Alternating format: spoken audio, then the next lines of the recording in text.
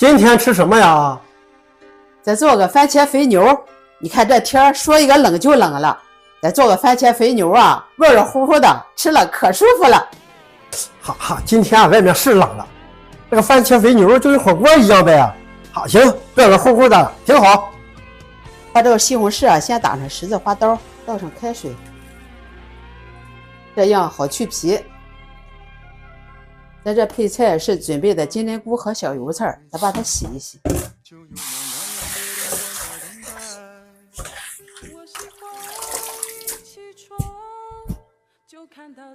看这西红柿一烫，这皮自己都掉下来了。这两个西红柿啊，咱一个切丁，一个切块。我把这个切成丁。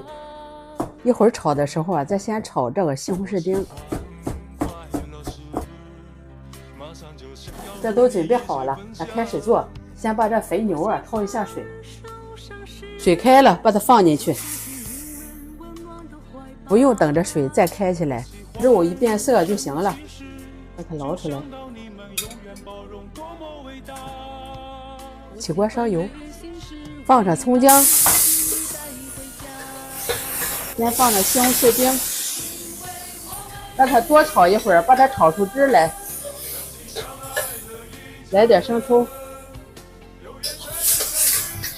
再把西红柿块倒进来，放点白糖，中和一下西红柿的酸味儿。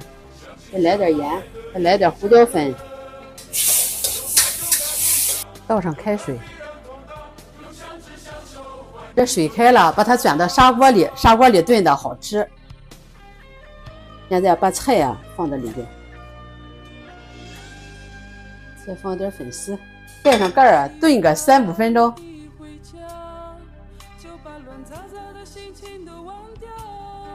好了，炖的差不多了，那再把肥牛倒进来，再盖上盖，再炖1分钟就行了。好了，熟了，再淋点香油，放点香菜。老陈，吃饭啦！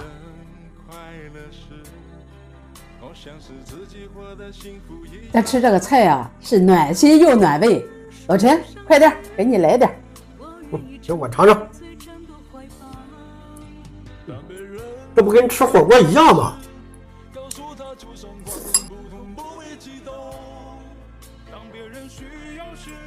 哦，真香！